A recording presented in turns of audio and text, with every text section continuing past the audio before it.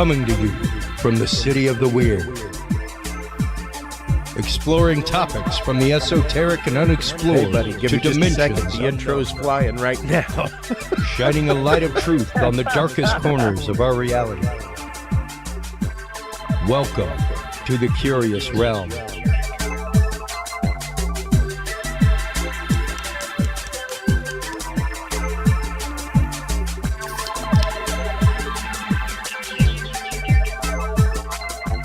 Well, hello, everybody. How you doing this Tuesday evening? Chris Jordan coming at you from Austin, Texas. Oh, man. I tell you, sometimes the world is the world and life is life, and there's nothing you can do but duck and dodge and dive from the artillery fire, man. Hope everybody is doing well tonight. I have some friends out there that I'm praying hard for right now. They know who they are. If you have some energy, just pray for my friends who need praying for. I don't want to air their things personally on air, but they definitely need some vibes out there, as does a lot of the world. We unfortunately were unable to connect with our first guest this evening. We were supposed to have the medium Brooke Ashley on to talk about spiritual connection with the other side, things like that. So in lieu of Brooke Ashley, we have the always indomitable and stalwart Mike Turber, who literally got a phone call like a minute and a half before we went live. Welcome back to the show as always, Mike Turber. How are you, my friend? Hey, bud, I'm hanging in there. Always on call for the emergency guest if you need it. So I'm here. You are more than just a guest. You are a friend of friends, dude. We have shared so many conversations on the side about things, and you know it's been fascinating to me over the last year some of the things that we have covered. But tonight I want to get into. It dawned on me as I called you. And I was like, what the hell am I going to talk to Mike Turber about if I call him? And I still don't know. Yeah, right. He still doesn't know. I just figured it out like 2 minutes ago, a minute and a half. Like I called him a minute and a half ago. 30 seconds after that, as the intro aired, I was like, I have it. We have never covered the Route 91 shooting updates, Michael. It's never happened. Okay. And that's quite literally the beginnings of, that happened, the anniversary just passed at the beginning of October. Yeah. And that is quite literally what begat our friendship, not only as host guest, but off air as well, due to our good friend out there, Shannon Ray Caffey. If you're listening, kudos to you, my friend. I hope things are well. I hope you're blessed with your wife as y'all travel across the country and you're living your best RV life. I love getting those pictures from him. I know, man.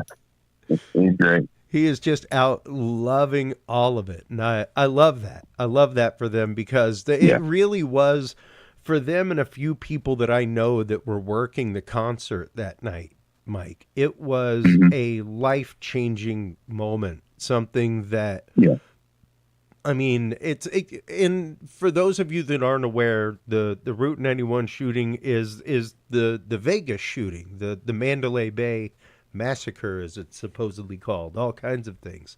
But I think it's also called 1 October is how the official agencies and whatever they call it 1 October. But in my mind, just like yours, it's the Route 91 concept. Well, and it's also not a lot of people realize it, but it is America's largest mass shooting. It was covered up, swept under the rug, back to business as usual, as fast as possible. But the thing about it is it was not only that, it had so many aspects of it that were not seen in other. I mean, it was like a new chapter for a book of describing, common characteristics of mass shootings, and this one just broke that mold completely. Yeah. It was not like any other any other shooting by any stretch of the imagination. That just by the sheer numbers, all of the conspiracy stories that came out of it. That some of them had some bite and some of them didn't. And then when you look at the effect it had, but it is Vegas, and Vegas has a way of getting business back to normal a little quicker than, say, some other cities. And in doing so, it created some other issues and a lot of questions that were not getting answered by the mainstream media. So smaller outlets like myself and some others were literally on the streets trying to get answers to the questions that were being asked. Some, were able to do that. Some not so much. But overall, I think that event certainly changed my life. I know it changed a lot of people's lives, but you have to speak from your own personal experience. And for me, it changed it in a completely new direction. And it's been an interesting experience, but at the same time, when you look back to what occurred and the people that were affected, the sheer number is just overwhelming. But a lot of really amazing friendships came out of it. And wherever there's evil, there's also ways to find good. And I think that's what I pull away from it as best I can. It's an experience that I wouldn't want to go through again. I don't think anybody ever would want to go through something like that. Yeah. But having been through it, I would not change too many of the things that I personally did to try to get answers for questions. But it still reigns as the largest mass shooting in the United States history. And it's hard to pull away from it with all the effects it's had. It's a deep one. It's a deep wound. It is. And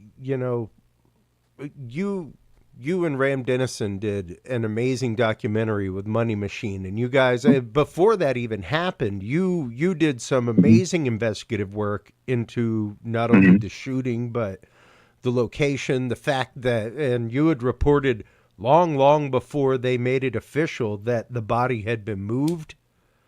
Yes. By police, all kinds of things. So let's start breaking some of that stuff down real quick. I mean, to the point that you were actively banned from Wynn Properties because of going up the secret elevator in the back of the hotel, or at least going to the private floor in the elevator. In the back of house. I think I had a wind, something in me just said, this is what you want to do. I mean, I've done so many different types of, I don't want to say career choices, but I've basically created businesses in areas that I thought I would like a lot more than I actually did when I got into it.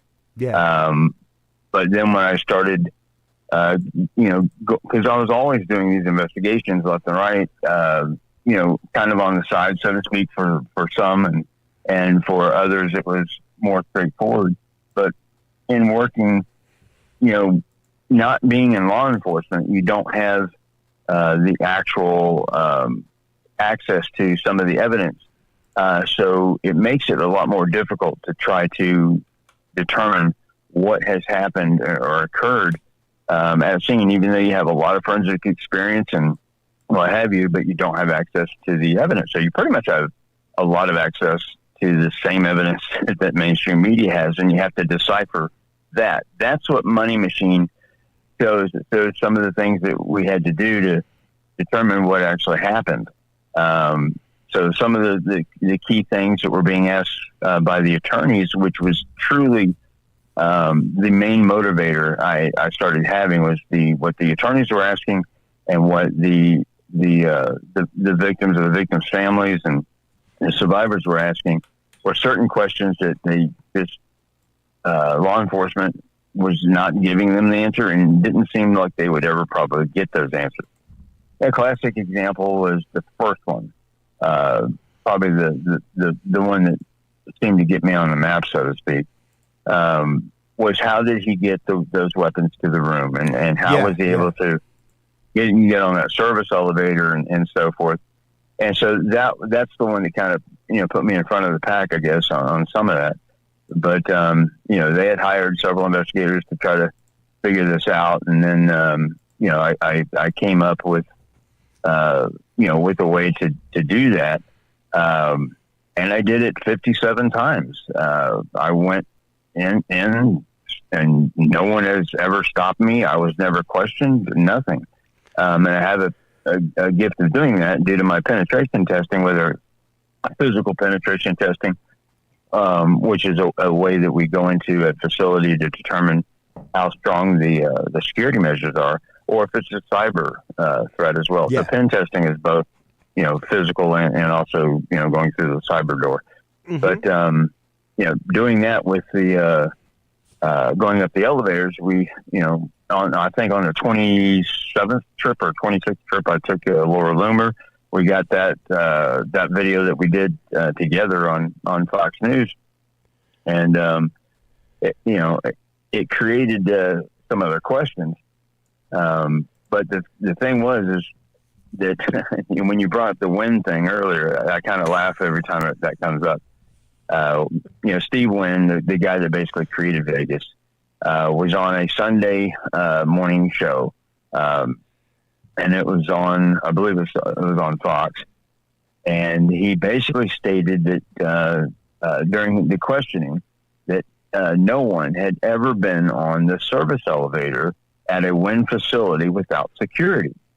And he had just bragged about they had spent $26 million revamping their security. They had, Chris from SEAL Team 6. They had a whole bunch of different things they've done. It took them over a year to do it to prevent such a thing from happening. And when he specifically stated no one had ever been on the service elevator there, that was the first time that anyone had heard that Paddock had probably taken the service elevator.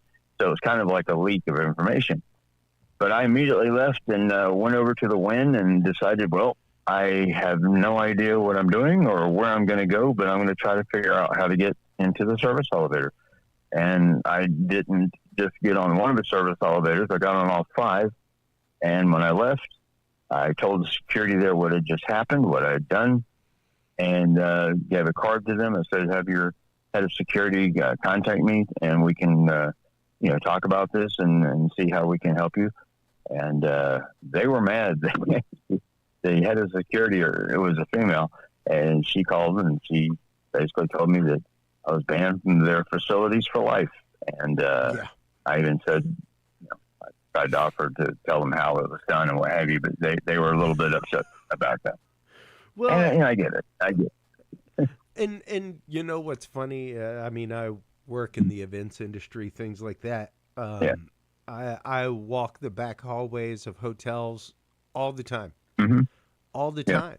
And it's a funny thing when you think about it, because when you're talking infiltration in that kind of way, specifically social engineering in that kind of way, where it's like, hey, if you're seen around and that kind of stuff, if you're a familiar face or your face looks like a familiar face, or amiable, like, feel free to make eye contact. That makes people uncomfortable. And that's just it. Most average people are not willing to confront somebody in the back hallway saying, like, hey, you don't look like you belong here. Well, the thing is once you're back there, a lot of what I've noticed is that a lot of people just assume if you're already there, then you've passed whatever security protocol they have. Yeah. And you have a reason to be there. Especially if you have to walk in like you own it. If you walk out of the elevator, you don't like lean your head out and look both ways and kind of like poke around a corner or something like that. So just walked out. And the funny thing is, in the video that I did on doing the Wynn, was one of the elevators I walked out of went straight into the back of their main kitchen. Oh, wow. And I had already committed to going into, walking out and just exploring where I could go. Yeah. And and I walked into the back of this kitchen, and the chefs were looking at me, and I was kind of like a little taken aback. But I looked around, and right when I got out the elevator, I had seen some French bowl, French onion soup type bowls that you melt the cheese on top of and what have you. I don't know if there's a certain name for them. And the chef, he looked at me and he says, "Can I help you?" I said, "Yeah, I just want to make certain that you got the bowl cups." And he goes, "Bowl cups?" Yeah, the bowl cups are for the French onion soup. And he goes, "Oh yeah, they came in there over here." I said, "Oh yeah, they are. Okay, great. All right, well, thank you. Have a good night." And I walked back into the elevator. Oh man, I couldn't believe it. That was the funniest, but also a scary moment for me, because I thought, well, this is going to be ruined right here. Someone's going to be chasing me around the back halls of the Wynn Casino.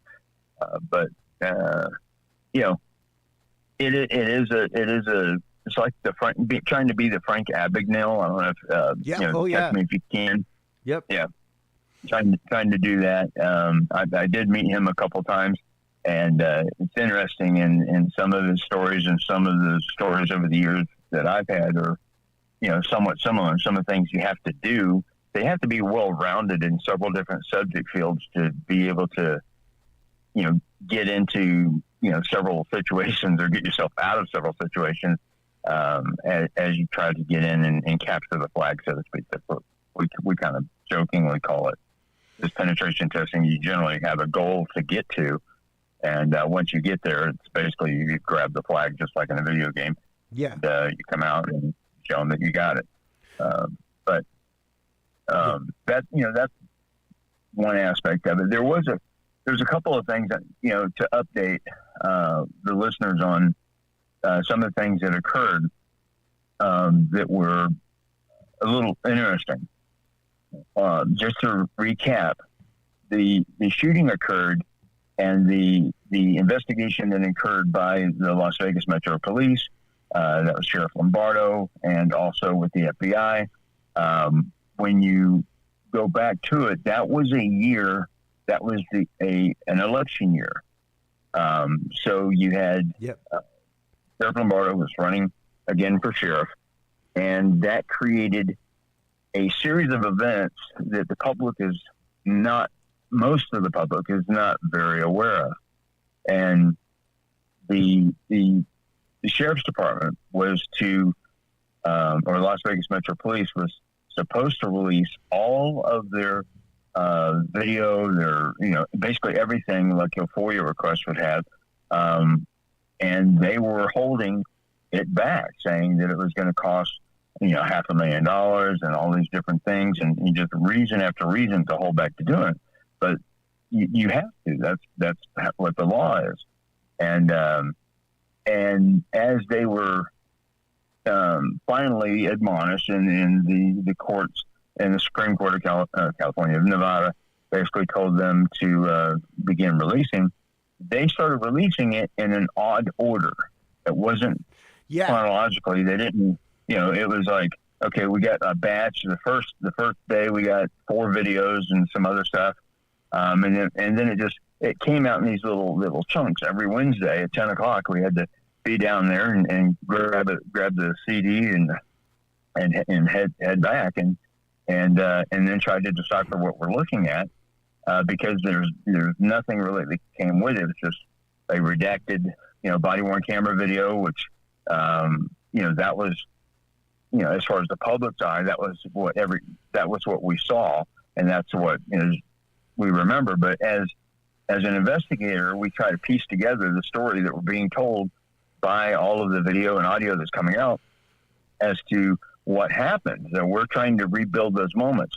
They had their narrative, which was obviously being questioned in the beginning about the time that Jesus Campos made it to the room. Did he go up this elevator, down the elevator? Was he on the 31st floor? Was he on the 33rd floor, which is in between the 32nd floor where Paddock was?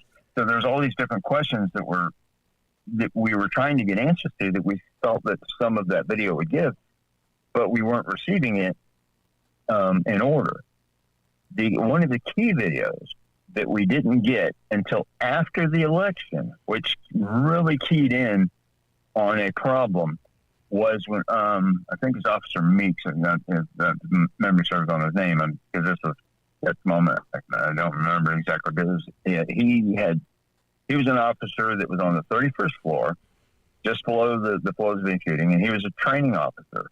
So he had another officer with him that was being trained, and he froze. He literally had a moment where he was in a doorway. You had this security from the Mandalay Bay, which is the MGM security there, and he froze in that doorway, and he had an opportunity, or it can be argued back and forth, to get to that room quickly and probably prevent some of the I don't want to use the word carnage, but for lack of a better term, it's the only thing that came to mind that was happening outside. And in training for this type of an event, after a couple other events occurred, they changed how they approach mass shooting events of this nature. Is you go directly to the shooter and stop it, regardless. And that's what. And he's a training officer, so he should have known this, but he did freeze. That was a key point that we felt that, okay, this is kind of proof that they have withheld other information as well till after the election. Another case in point was we were told that Officer Levi Hancock, who was the first officer through the door when they breached the door into Paddock's room, he was the first officer through the door, and we were told that he did not have his body-worn camera, that he had not kept it. Yep. Well, he did. That video was just released about 2.5 months ago, well after, we're talking years after the time it was supposed to be released. We were never even told that it even existed. But our mutual friends that you remember Wego and LVSA, Las Vegas. I can't say his real name on the air because he doesn't want that done. But he did some incredible work, and he did a FOIA request and got that video. So we now have the Levi Hancock video. It tells a whole other story about what happened. But I know you and I have been to Vegas many, many times, and Vegas did change a little bit after that. But I think in some ways, and I hate to say it, but I think security, ramps up a little bit. But then it goes back to business as usual. And that for me is, I have a problem with that. I think once you put some certain security protocols, not too much to where you're invasive in place, that there are ways to keep the public safe, especially in a public event, that could be looked at. We learn from each of these events, and sometimes we don't learn from each of these events, and that's where we need to be a little bit more vigilant and understanding of why these things occur, and how to prevent them in the future.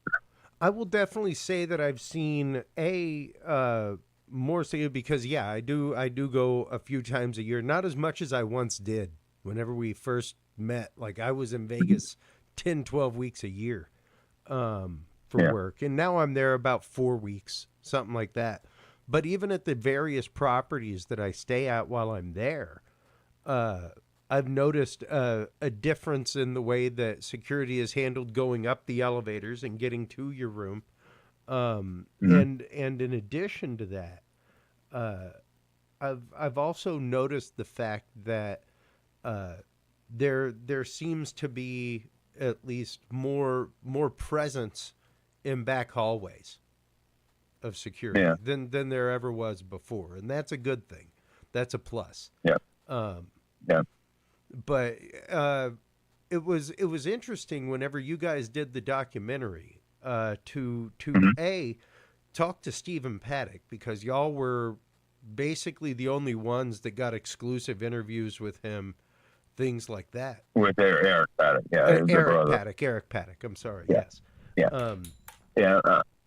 Yeah. That came about in an odd way, but it is how I tend to do whenever I do an investigation. I try to get as close to the source of information that would be most, detrimental, or whatever it is for the case to get the answers of the people that are asking me to do it. Yeah. Normally it's attorneys, or it's a family that needs answers as to why something happened and so forth. And these are sad, tragic events. I normally do, very high profile cases, and then you do some medium profiles as well. But in between those, you start to learn that there's a certain way to get to the person that has what you need, as far as, 9 times out of 10, it's just information. And in this case, it was, I felt that Steven Paddock's brother, Eric, was going to be the best source of information, but he was very elusive. There was only the interviews he did the day of and the day after the shooting. That was it. He didn't do any interviews. He didn't want to talk to anyone or what have you. But I had called and left a couple of messages, and I guess one of the messages, made sense to him. And he called me back, and he says, why should I be talking to you? And we had a talk, and I talked to him for about an hour, and he saw that I guess I was in it for the right reasons. I charged nobody a dime for the investigative services that I did, and I just felt like it was important. And he was on board, and he gave information that, that explained exactly what happened. We had the motive, which is the most elusive thing that the media kept placing on this particular event, was the motive was missing. They couldn't figure out why he did it. 64-year-old man, seemed to be relatively successful, had a girlfriend, loved going to Vegas, blah, blah, blah, this and that. Why would he do this? He didn't have a note that he left behind. There was no manifesto of any sort. Nothing that would be an indicator as to why it happened. And that was one of the first areas I explored with Eric, and we have since become pretty good friends. And talking to him, it's kind of weird, because when you're with him, you have the presence, because it looks very similar to his brother, and so it creates a whole nother aura of a conversation. But that's kind of like a private thing, I guess. But I just wanted to make it public, because it can explain some of the things that you go through as an investigator, where you're trying to get to the crux of the situation. You're trying to get down into the meat of it and find out, why this happened. And the motive was it. The FBI couldn't figure it out. They had the behavioral analysis unit, the BAU, come in and do something with 25 different experts they hired from outside. And they came up with basically the same conclusion that we did, 2 years prior. But that was a whole nother event. If you remember correctly, when they did reveal what the motive was, and I can do that as well if you need to in a second. No, please. Whenever you receive a report from any agency about a event such as this, you're expecting to see a large report. The Las Vegas Metro, they had their report that they came out with that was fairly well done. There was some quite a few errors in it, but they came out with a preliminary report, and then they had their final report. But they couldn't put the motive together. And all of these reports that come out, you generally expect to see a rather large report. The BAU, their report was 2.5 pages. That was it. And it read like a top 10 list as to, why this happened. And had that air of like a late night TV show, top 10 reasons why this event occurred, kind of thing. And that was it. And that was the 2.5 pages. It was just, each little aspect of it, which kind of mirrored what Eric and I had determined previously, which was you had a man who was 64 years old, obviously had some issue, which is never determined to be diagnosed or anything as far as him having a true mental issue. But he had an issue, and his experience was in going to casinos. He got into a pattern where he was doing quite well. He wasn't like a super big hitter, but he was in the upper echelon of where they would be. And they started changing his reward. They did it in Reno when he was the larger fish in Reno because it was a much smaller pond. But as this came back, it created a whole new scenario, and he would have his points taken away, or he wouldn't make as many points, or what have you, because the casino just kind of changed the game. And that happened in Reno, and so he switched to Vegas, and it started happening there. So that was an aspect. He was also, his passion was flying, and so he enjoyed having his plane and taking it and going wherever he wanted to go with his family or whatever. And once he was diagnosed with high blood pressure, the medication that was given to him was medication that he could not handle. It apparently did not. It created more issues. Let's just put it that way. And in doing so, since he couldn't take that, then that meant that he couldn't pass his flight physical for the FAA, and that created another issue where they removed his license from him, so he couldn't fly. The other problems with the medication is that he couldn't, we'll just say, perform in the bedroom to the degree that he once could. So that created that issue, and so it was just one thing after another. Just the main things that were giving him drive to do whatever he wanted to do were being taken away from him, and the average person may get through it in their own way. They certainly, you don't go out and do what he did. But for him, he wanted to get back at the gaming community for creating the series of events that he felt that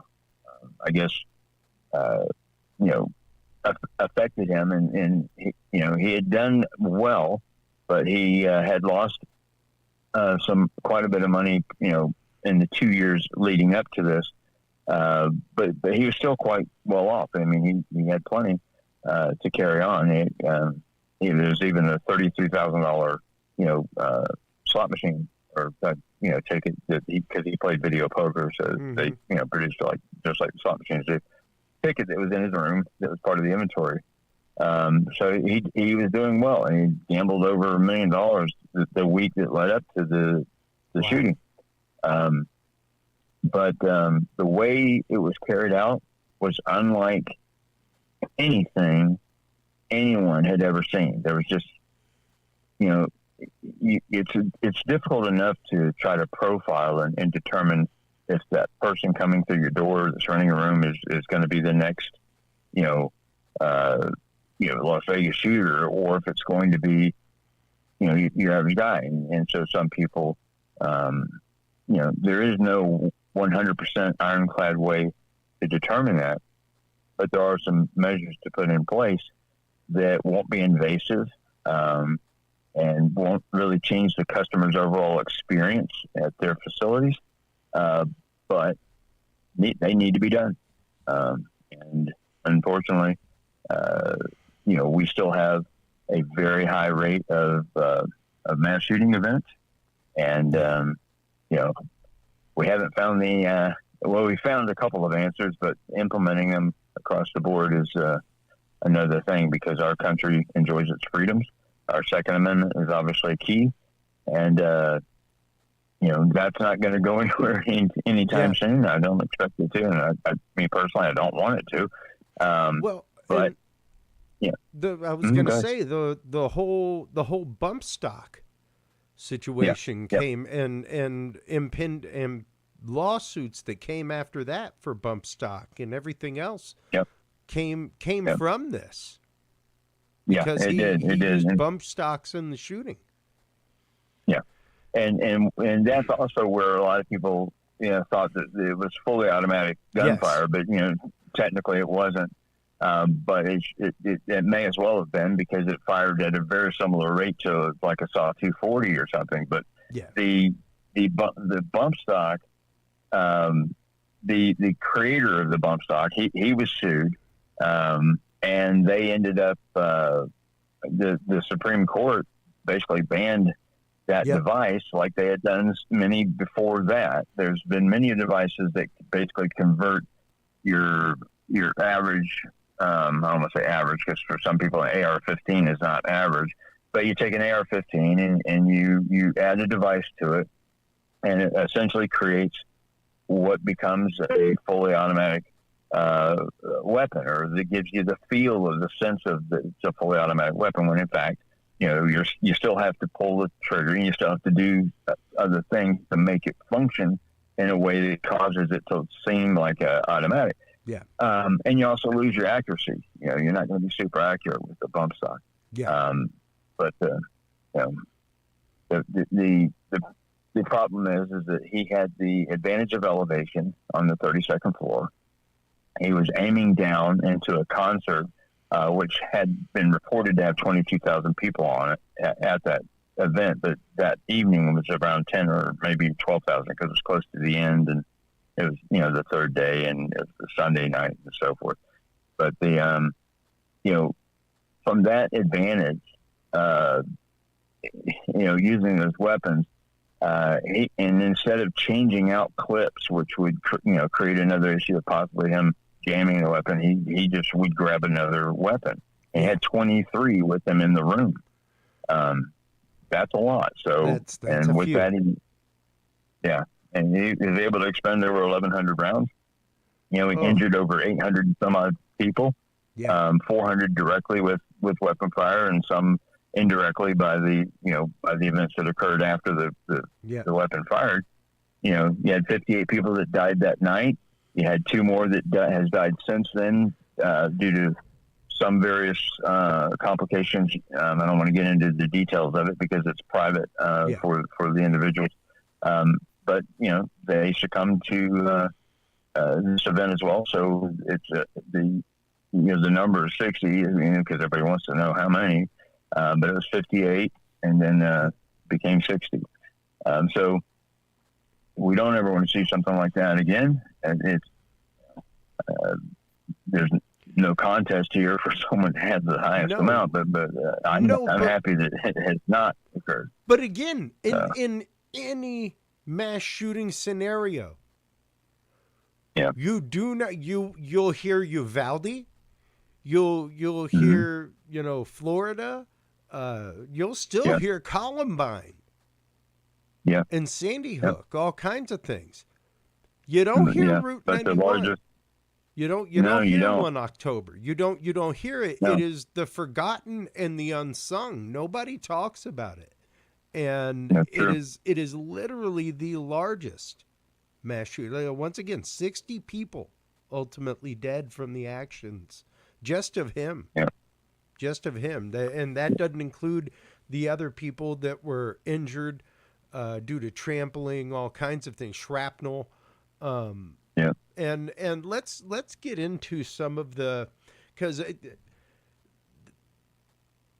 the theories and hypotheses were wild out there. And hey, I have them out there too. Feel free to go listen to Dudes and Beer, folks. But I remember my hypothesis of, he was at one point an accountant at Lockheed Martin. And had flown on Janet planes, things like that. So it was like, hey, what if he was part of the disclosure movement and had seen things and wanted to release it, wanted to come clean, so to speak. Yeah. And there was quite a few scenarios that were played out, and part of the reason that there were so many different I hate using the term conspiracy theories, but that is the term. They were. There's so many conspiracy theories that were being brought forward because MGM was controlling the narrative. They weren't letting information come out, and so if people the don't police kept changing timelines like every other day. Yep. And he even to Lombardo's credit, he did say that would change.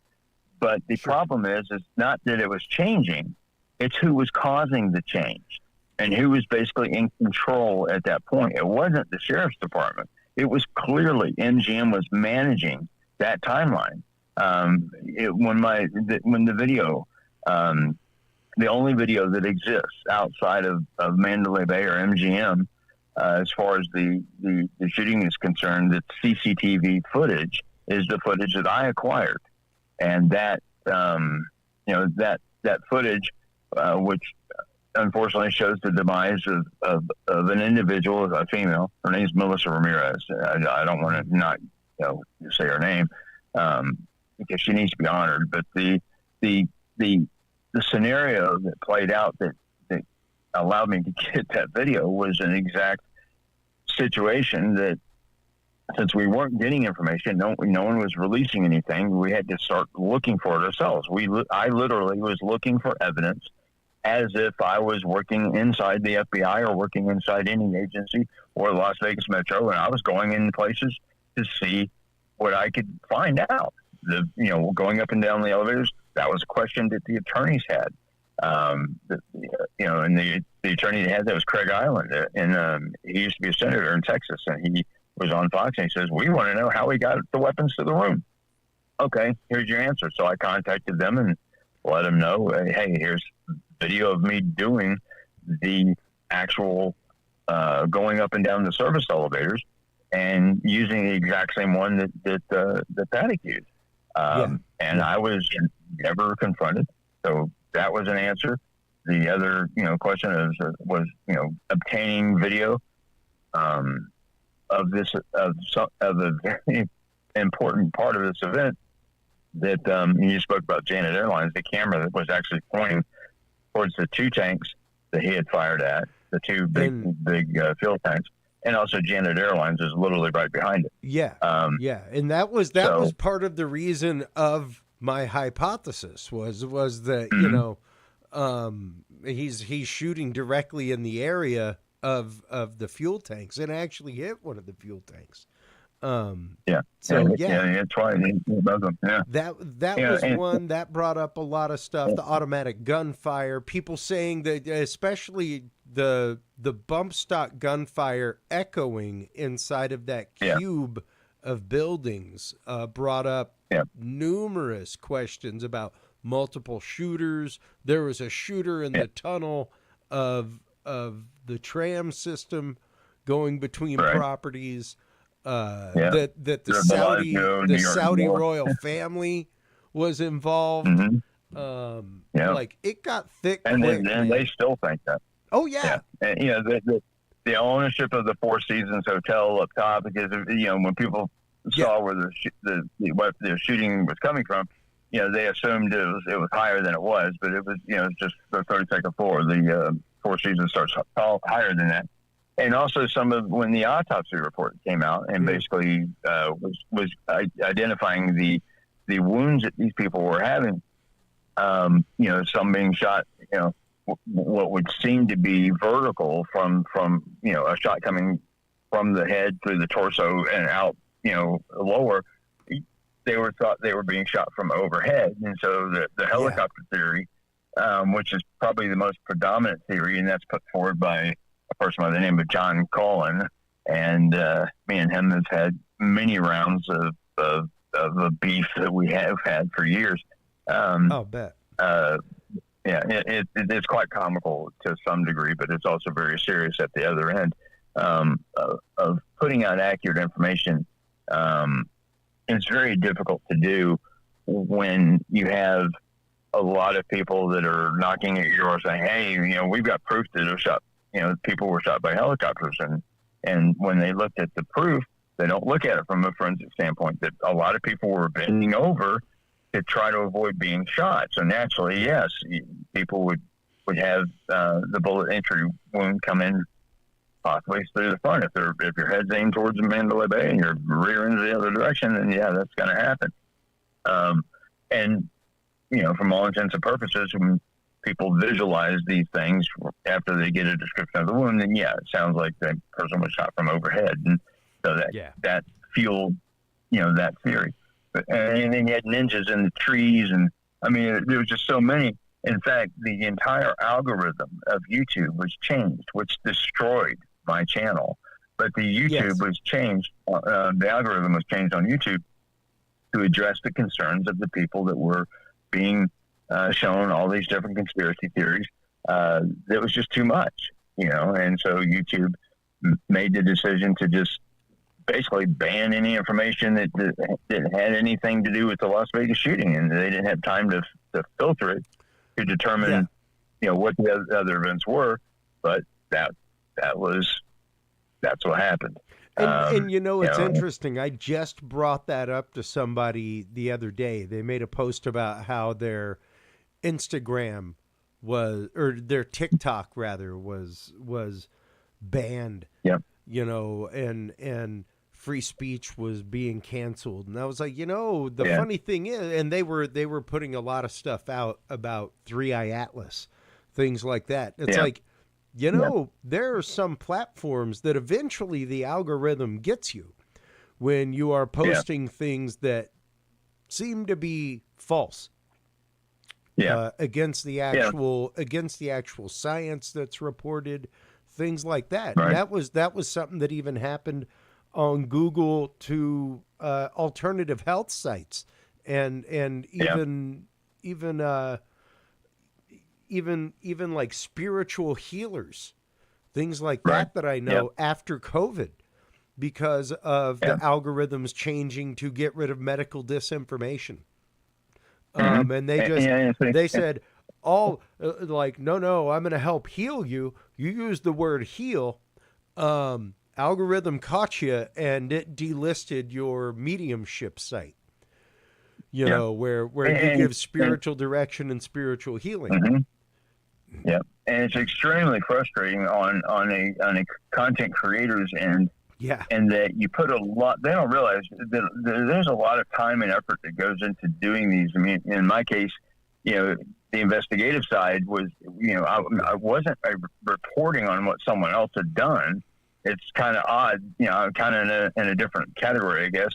And that not only was I reporting on what was happening, I was going to get the information, and in doing so, I actually became the story to some degree, and that allowed me to get as accurate of information as you can possibly get. So I felt like the information I was putting out, and to this day, I still feel it has been proven time and time again that the information was accurate. But YouTube decided to basically wipe the board of everybody, which took away those accounts. So there's a lot of some of the stuff that say 5% of the people that were affected were probably legitimate.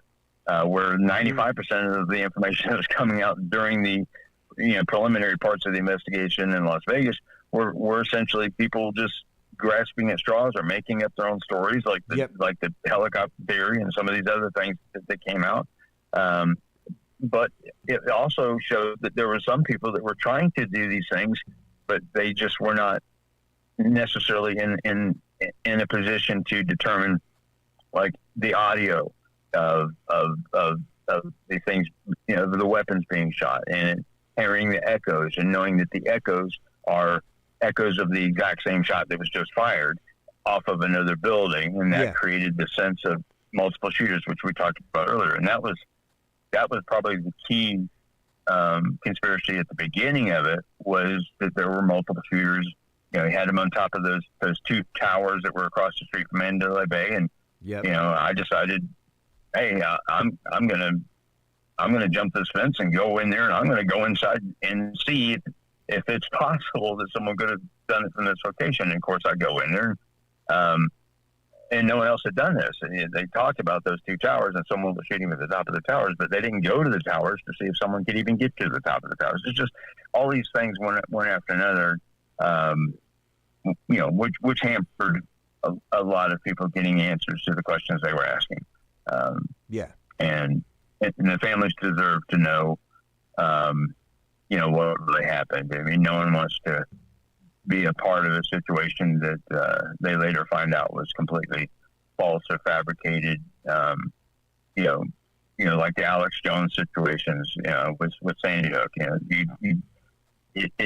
As a parent, or as a family member, as a parent of obviously a Sandy Hook victim, or a family member of someone from Las Vegas, you don't want that premise to prevail that that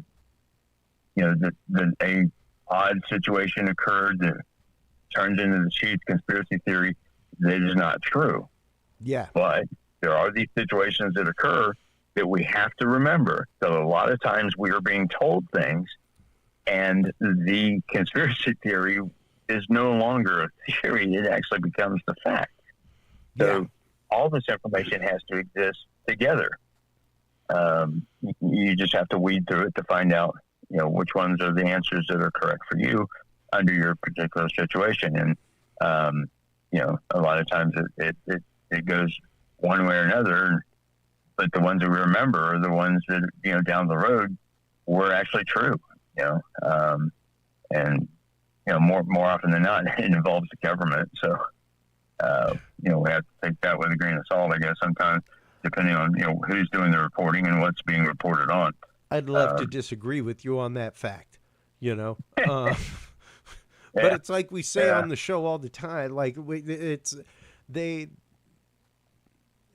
hard to hold them accountable, because anytime they go before Congress, they pretty much hold their hand up and straight up lie. And it's one of those, what do you expect them to do? That's literally what they do. Yeah. It's almost that's their MO when they go into something. It's, we're going to create a situation, or a situation has already been created that we didn't create, but we're going to allow it to fester and to turn into something bigger by either answering questions or not answering questions. Either way they go, they tend to want to add to the disinfo. And yet we have the Senate, and the House that both have types of committees to prevent this very kind of thing, but they even in some ways perpetuate it. So you never know. You never know. It's very difficult.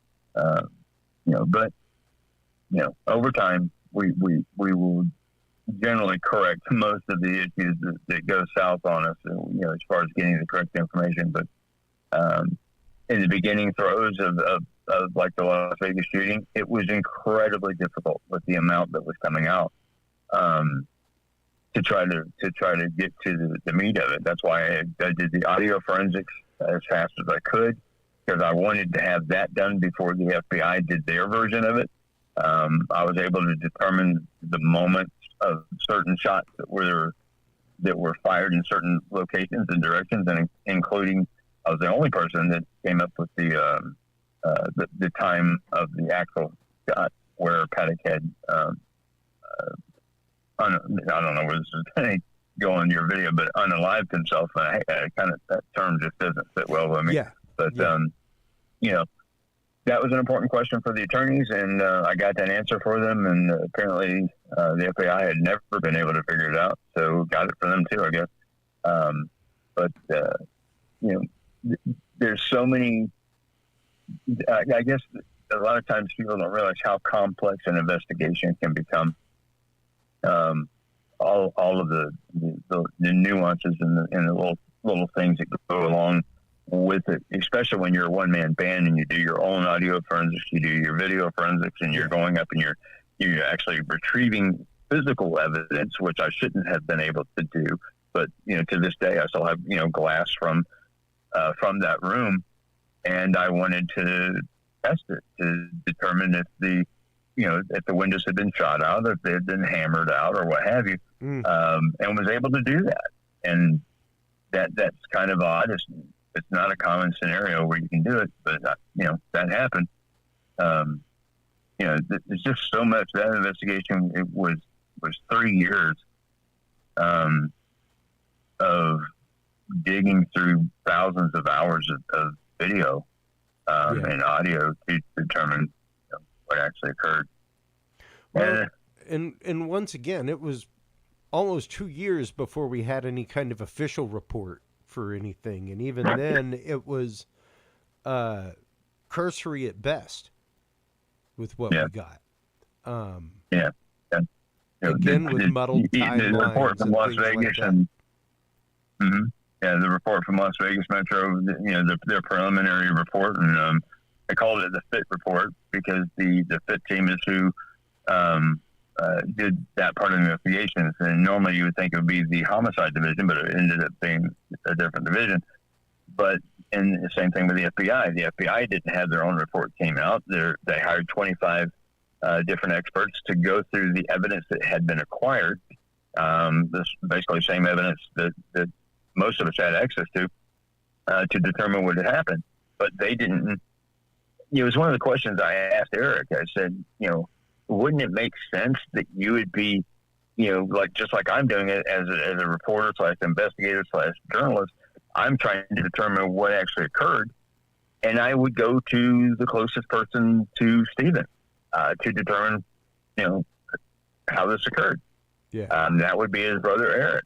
And in doing so, that would make sense that the FBI would do the same thing, but they didn't. They only questioned him that one time, maybe a couple calls, follow up a little bit, but he was rather upset when he went there because there was a lot of things going wrong. So their meetings were not well, put it halfway. Maybe that had something to do with it. I don't know. But I'm proud of what I did. I was very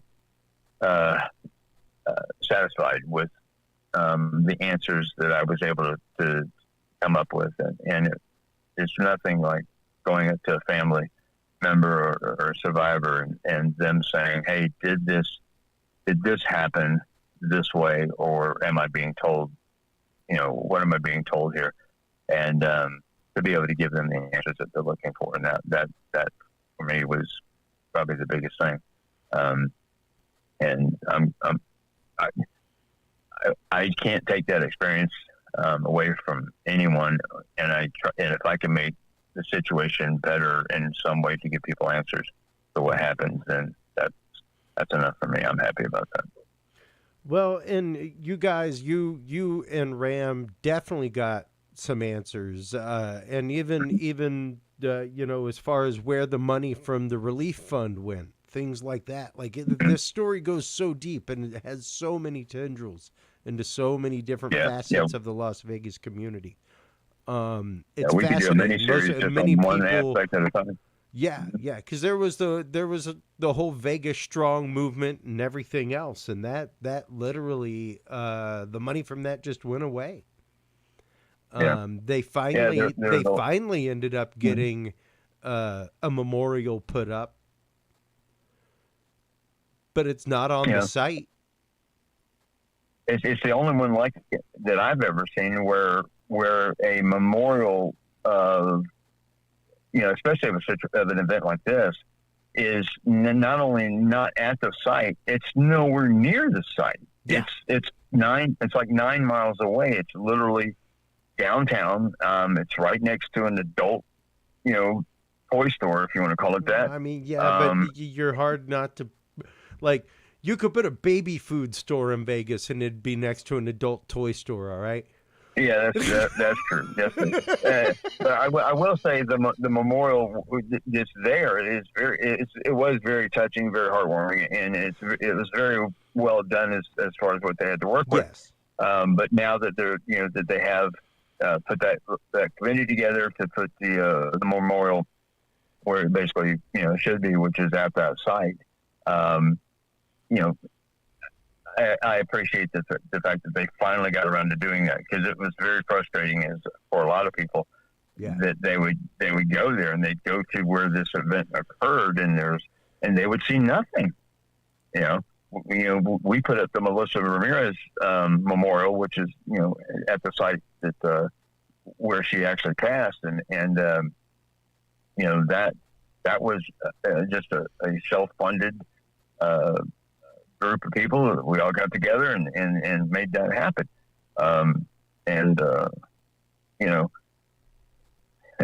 There's a lot of frustrating events that occurred during this, trying to get people to do what everyone would think would be the right thing, but it's Vegas, and that kind of made it different, because Vegas doesn't want a lot of attention towards event such as this, and I kind of understand it, but at the same time, it did happen. You have to address it, and it needs to be done in a way that's that works for the families involved and the survivors and so forth. It can't be just some government committee making a decision. Well, let's put it 9 miles away, so out of sight, out of mind, kind of thing. So I'm glad that that's coming back to where it should be. So. Absolutely, me too. And Mike, I want to thank you as always for making time for me in your life, as well as making time for the show, but also for all the work that you've done for these victims, all the work that you do for victims all over the place, of human trafficking, all kinds of stuff. You are always out there working behind the scenes. I want to heartily thank you for coming on tonight and talking about this. I'm glad we finally got to do it, because it's something that it made me sad the last couple times where we didn't even get to touch it. Yeah. Well, I had what I thought was food poisoning. It ended up being something else, but it was a rough few weeks, and it happened right over the 1 October weekend, and I was like, man, I need to be on the story. We had planned to do it, and I just couldn't even speak. I mean, I had no voice. It was rough. I'm glad we got to do it. Absolutely. Let everybody know where they can go to follow you, where they can go to keep up with everything that is Mike Turber and 5x5 News. Probably your best way to keep current is going to be through X, formerly known as Twitter. Also YouTube, which I still am affected by the algorithm problems that they have, so I have to deal with that. But those two spots, and also on under my own name on TikTok, you can also see some of the stuff that I do there, which is Mike Turber, Turber, and that would be the best. But if anyone needs to reach out to me for any reason or what have you, each of those locations, just send me a DM. I do answer all my DMs, if they have a question about the shooting or any of the investigations I've done, and I'll be more than happy to talk to you. Absolutely. And while you're online checking all that out, folks, make sure to stop on by IMDb. That's where you can see the trailer for Money Machine, Behind the Lies, the 1 October cover-up. You can find that on Apple TV, all kinds of platforms. And, of course, don't forget to stop on by Curious Research. CuriousResearch.org is where you can find everything Curious Research. That's also where you can find links to Curious Realm, where you can like, follow, subscribe, and our videos page, where you can find all of the video platforms, all of the YouTube channels of our guests, including 5x5 and Mike Turber. Mike Turber, once again, thank you so much again, buddy. You take care. We will be in touch with links, all that kind of good stuff as usual. When we get back from this quick break, everybody, we will be joined by our good friend Ann Selene. We will be talking about the topic of belief and paranormal investigation, how that affects our investigations, how that affects the way we look at things, how that also affects the way that we experience things. We will be talking about belief and para-investigation with Ann Selene right after this, folks.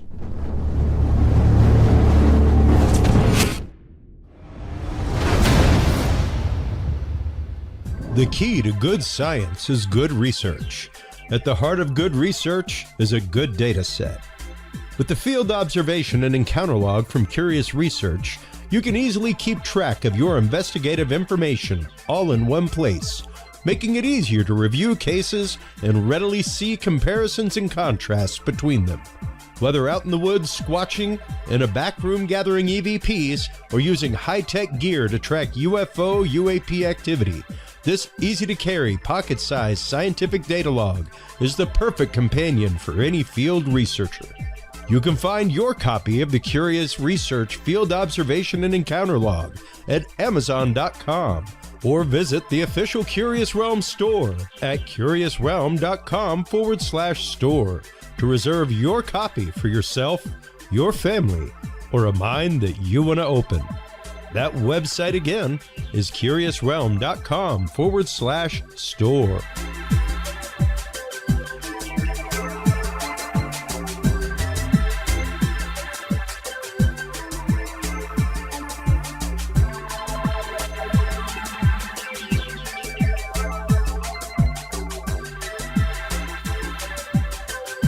Well, hello, everybody, and welcome back from that quick break. Thank you so much for staying through that. Also, thank you so much to our sponsors, especially True Hemp Science. If you are a user of CBD products like I am, stop on by TrueHempScience.com, folks. Christopher Lynch and True Hemp Science make some of the best CBD products that I've found countrywide visiting dispensaries. They use a spagyric process where every part of the hemp plant is used, reused, combusted, and reused. Everything from the seeds, stems, buds, leaves, roots. Every part is used, combusted, and reused to create an amazing spagyric product that is full of terpenes and all kinds of great compounds. Terpene profiles are listed on the website. Everything else, stop on by and check them out today. TrueHempScience.com is the website that you want to go to. Curious7 is the code that you want to use to save 7% off your entire cart of $50 or more. Our guest in this segment is our amazing and good friend, Ann Selene. You can find all of her work not only at medium.com, everything else, but also at annselene.com. She is a research into paranormal Fortean studies, things like that. And I wanted to have her on to discuss one of the topics that I hold near and dear to my heart, the idea of belief, especially when it comes to the paranormal. And you know, it's interesting. I say it on the show pretty regularly. I'm a former Catholic seminarian. I spent 1 year studying, a whole grand year, everybody, studying to be a Catholic seminarian. But there's something fascinating about the church that has always been, that still is, that a lot of people do not realize. And I'll start off right now with what I believe before we get into how belief affects paranormal and paranormal investigations. Growing up Roman Catholic, we said the Nicene Creed, the beginning of every Mass. We still say the Nicene Creed. It's a reformed Nicene Creed. As of probably about 10 years ago now. But it begins with, we believe in one God, the Father Almighty, creator of heaven and earth, of all things seen and unseen. Like, that is the opening salvo of the Nicene Creed. The creator of all things seen and unseen. So by definition, by the very definition of the pillars of faith of the Catholic Church, and then it goes into Jesus Christ, the only Son, eternally begotten of the Father, God from God, light from light, true God from true God, begotten, not made, one in being with the Father. Through him all things were made. For us men and for our salvation he came down from heaven, and so forth and so forth. But that first part, all things seen and unseen, like, that means we are hip deep in the paranormal as Catholics to begin with. we begin with the fact that the paranormal is real and our creator created that. That's amazing. And that's an interesting thing to lean on as a Catholic. It's an interesting thing. I mean, it allows for miracle. It allows for all kinds of things. And but when you're talking specifically about the experience of paranormal, as we talk about all the time with you and with other people, it really is about that acceptance of experience, right. and the ability to accept that you've had an experience, whether you can explain it or not through phenomenology, what have you, that's totally different. But like we say all the time, it doesn't remove the experience. Right, exactly. And first of all, I want to thank you so much for having me back on. Always. It's always an honor to be here. And, I wasn't aware of the creed or that it said also the unseen. So that's amazing. And I'll bring up the new Nicene Creed just so we are clear, folks, of all things visible and invisible. All right? So it didn't really change. Right. Even though they've reframed some of the phraseology of because now instead of being instead of the old Nicene Creed where it's eternally begotten of the Father, it's phrased differently, things like that, but it still says visible and invisible. Right. No, and that's incredible. And the thing about belief is that, I mean, for me, in my belief, right, it affects absolutely every fabric of our lives. And I think, or believe, rather, that, we talk about manifestation all the time. And so the different things that I think or feel or project are then brought back to me. And so I believe that our belief completely makes up our whole reality. You change one simple thought, you can change your entire reality. Now, when we go into the paranormal, and how do I want to open this up? I think we'll open it up with a harder topic, which is, my personal experience that I know that I've shared before one time on here, where I was a child and I had a very traumatic experience. And I thought that, for most of my life, I believed that it could have been an alien encounter, that there was an alien in my room, that it touched my back. However, I would find out much later, a year or so ago, that it was not any kind of a paranormal event. It was a very real human event. However, the human mind is so adaptable, but also very fallible.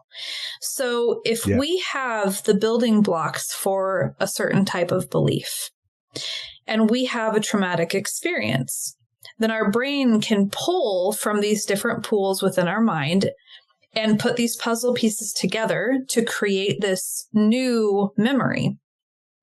And then, but we have to have the building blocks of that particular belief before the brain will create that new memory. Yeah. This is quite literally the flaw that I have with Stephen Greer saying that the Betty and Barney Hill abduction episode was a case of MyLabs, where they were taken by a rogue Air Force unit and memories implanted. Right. To the fact that I actively had our friend Kathleen Marden on the show, the niece of Betty and Barney Hill, to refute his claims. Because there were things like, wait a minute, how about that star map that she came back with of a binary star system that we didn't know was binary at the time? How about also just the fact of it's a biracial couple, who wasn't trying to draw attention to themselves in the 1950s, a biracial couple. They weren't trying to make news headlines about, hey, we were abducted by aliens. But you also have the issue of you have to have a trope that is acceptable to the mind to begin with to be able to implant it. Exactly. And when alien abduction wasn't really like a hot button topic, it wasn't in tabloid magazines or anything like that. So how are you going to implant a memory for a trope that isn't really out there? Right. Which is so important to note. Yeah. And this, this line of thinking, this line of talking can really help us get closer to the truth and to the things that are really genuine. I want to add in something else that I know that I've brought up before as well. This is the night myopia. So of course, our eyes do not see anything like any kind of animal does. We have a very hard time seeing as soon as it gets dark outside. So then we become nearsighted and we're going to see shadows. That's just how it works because our eyes are focusing, refocusing, and just, kind of like the camera lens, and our brains don't understand what we're seeing. So if we're out in the woods and we're searching for Sasquatch or Dogman or whatever it is, then we have, so that's the seed of belief, right there. Yep. We're out there searching for X. So then our eyes and our physiology starts doing something funny. And our brain goes, hey, what's going on? We have to adapt. We have to watch for, things that could harm us. We're alert. Now we're, and the mind is racing. So to survive, our brain needs to put those puzzle pieces together and create a story so that we don't break. So the adrenaline doesn't get too high so that, whatever it is. So then all of a sudden, those shapes that we think we're seeing are now the shape of whatever it is that we were out there to try to find.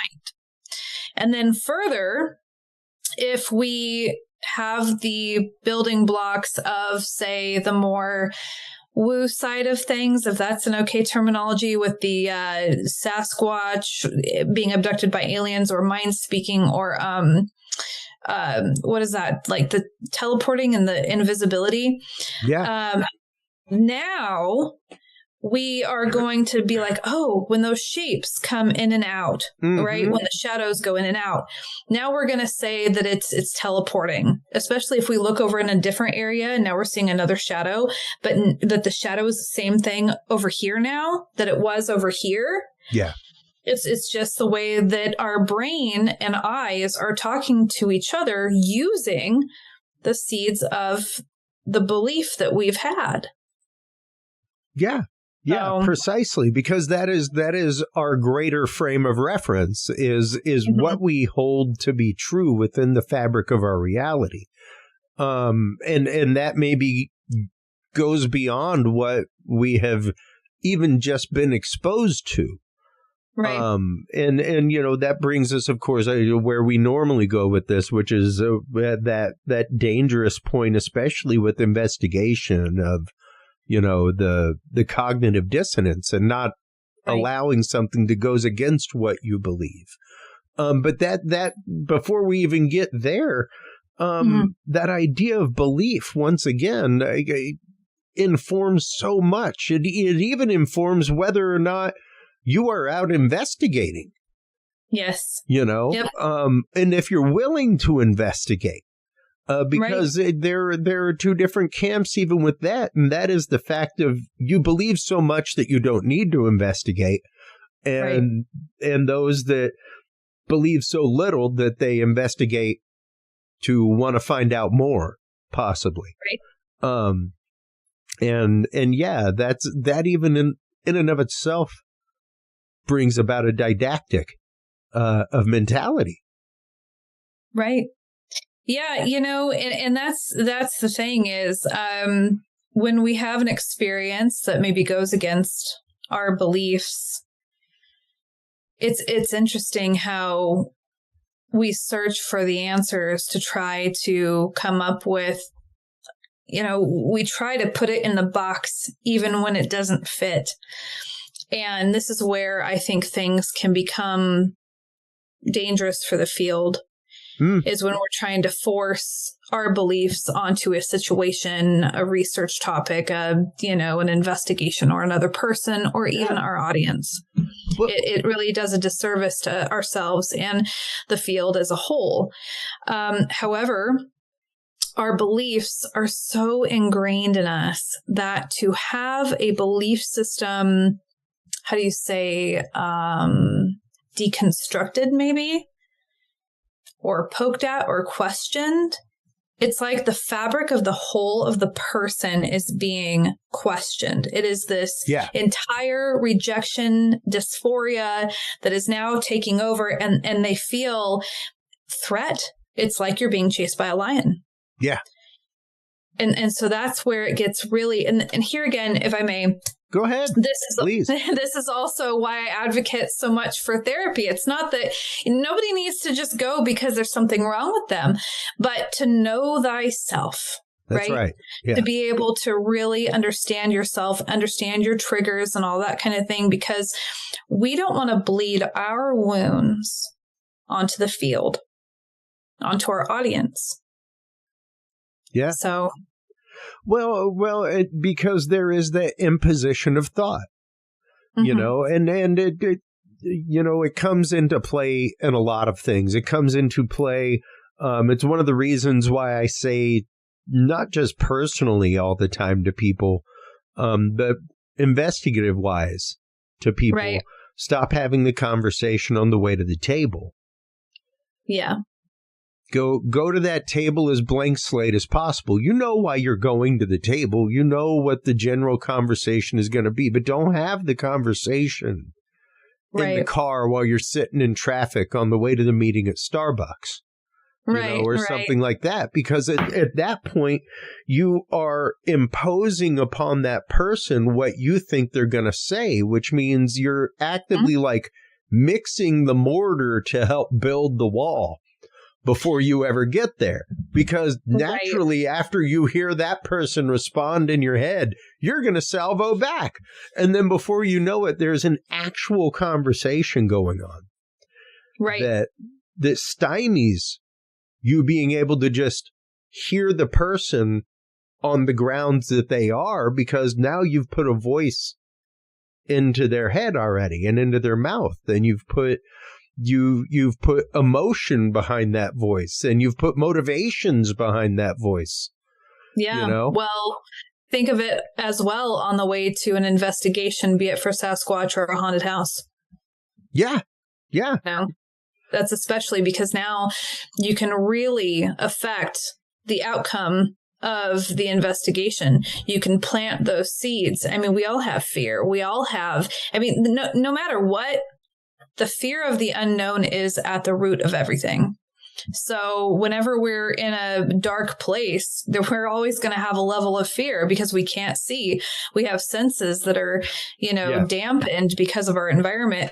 And so belief then, in regards to what you were saying, can completely affect and reroute, if you will, the outcome of an investigation before it's ever started. Yeah. Yeah. And granted, folks, this is no admonition upon the people of faith. I'm a person of faith. Yeah. Big question, Ann. What do you believe? Like, personally, spiritually, what do you believe? Okay. So I grew up, let's see. My whole history. So I was raised by my grandparents, my dad. And my grandparents came from a family that always went to the First Christian Church. So when I was born, I was dedicated to the First Christian Church in that little town. And then when we moved from there, and we moved to a different part of Oregon, about 4 hours away, my grandparents and my dad didn't really attend church the same way that they did when Grandma's mom and dad were alive, because Grandma Lena was the matriarch of the family, and she had, a love for the church, and she dedicated her time, and so everybody had to go. So when we moved, and everything. They traveled all over. They were giving hearing tests and CPR, first aid for linemen and everything. So they were always on the road. And it wasn't until I was a teen and they retired from being on the road that we had a Methodist church in town. And so I went to the Methodist church with my grandfather. Now, I had friends, though, that had different beliefs. I had one really good friend who her father was the, I know they all have different names. I'm not sure if it's a pastor, preacher of the Mormon church. Okay. And then my neighbor, who I was always babysat by, she was, they were all Catholic.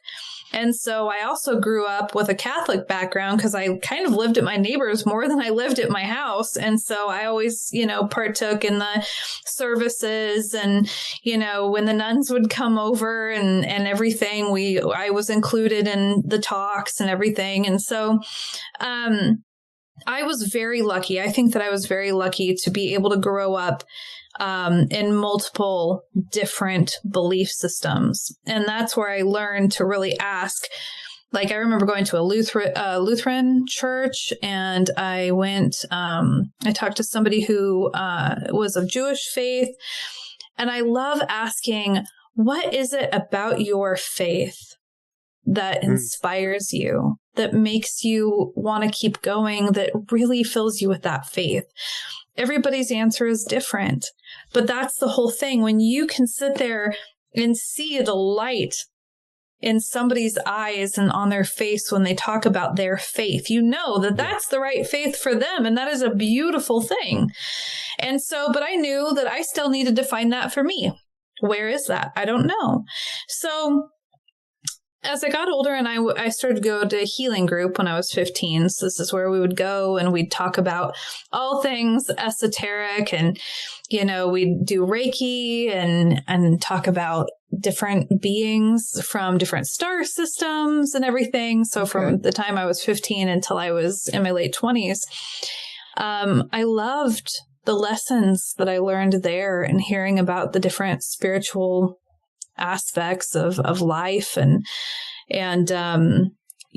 between there's Eastern spirituality and the yoga and meditation, and I guess I just kind of became a quilt.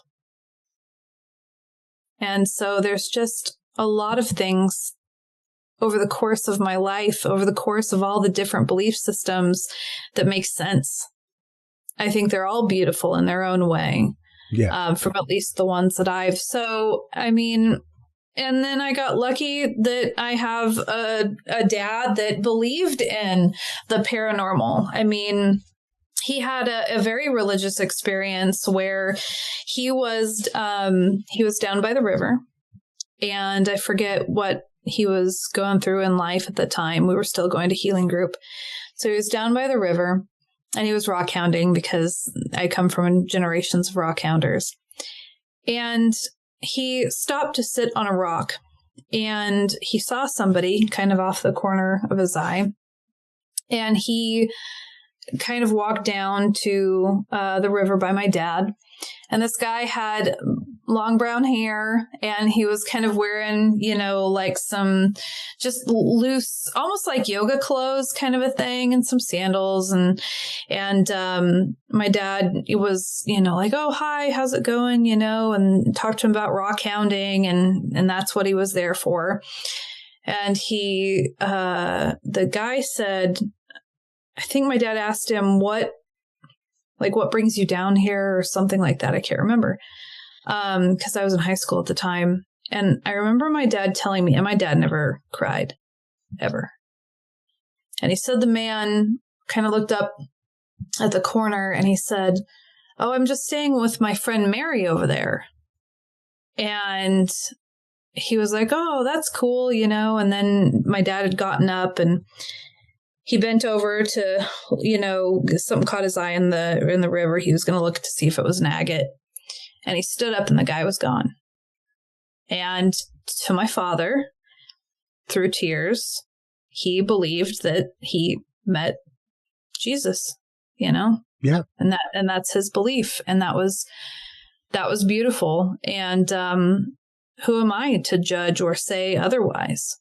Why should anybody judge and say otherwise? You know? Yeah. I mean, it was a transformative moment. So I don't know. That doesn't really give you a good answer of what I believe, though. So I'm all over the place. Yeah. And you know, it's one of those I've never personally ascribed to a whole didactic of heaven and hell. Right. I fully knew my Catholic roots. I knew the where my Catholicism came from, right. and its Judaic root, and I understood that had its roots in Zoroastrianism. Wow. And that is where monotheism got its real kickstart. Was Zoroastrianism, and you know that led me down all kinds of roads later in life, but I never ascribed to the hard heaven and hell, you know, and I always prayed extra for the people who had that hard black and white line, because I think there's a lot more to reality. There's a lot more to spirituality, and much like a black and white TV, feel free to turn that contrast knob all the way down and pull it off if you want to see a black and white image, because a black and white image without gray is almost indistinguishable. You can barely tell what the image actually is without shades of gray. So that hard black and white, and the fact that they're, especially after studying world religion, things like that, I came to a much larger spiritual window. But for me, when it comes to belief and what I believe, I firmly believe in my God, the creator, the prime mover of the universe, and the fact that I take part in that frequency. And much like any bell, my frequency cannot be unrung. Yeah. That energy cannot be unmade. It can only transform. It can only change form. It can only vibrate higher or lower. And it is my decision as to what frequency I am vibrating on. When I vibrate to the different frequency enough, either high or low, that this coil and physicality is shed. And it's only pure frequency, and whatever happens to that frequency, whether it's high or low vibration for the rest of eternity, is utterly up to me and where I'm resonating personally when that ends. I mean, don't think that's a fiery damnation, but I definitely think there's a different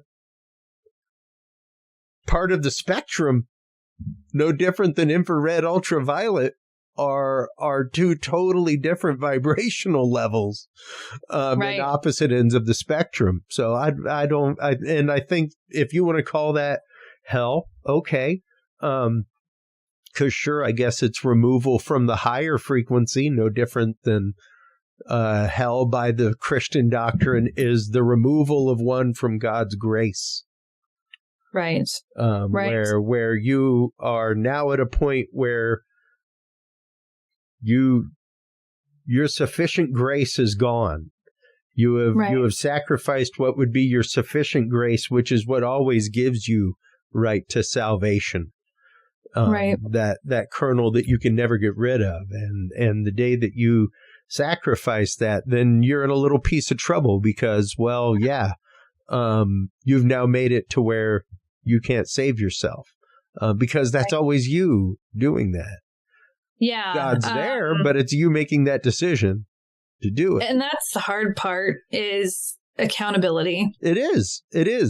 But even and to bring this back, the idea of this is a filter through which we all see the world, is this realm of belief. You know, and when you're approaching an investigation, you have to be willing to set that belief aside, I believe. Yes. And that even comes to point of, like, over my left shoulder is the rite of exorcism. Right. And there's a lot that it asks an exorcist to set aside in their preliminary investigation when it comes to faith. And it's like, let's don't go there. Let's don't touch that yet. Let's go into some physical things. Let's go into these, because it's like, have you exhausted medical means? Right. Mental health and examination, things like that. So, and once you've hit that wall, now, you know, do you start getting into things like the person having knowledge of things unknown, you know, things that they couldn't possibly know, that kind of stuff. That's where you start getting into the paranormal at that point, and the unseen, as once again is prefaced by the by the pillars of Catholic faith.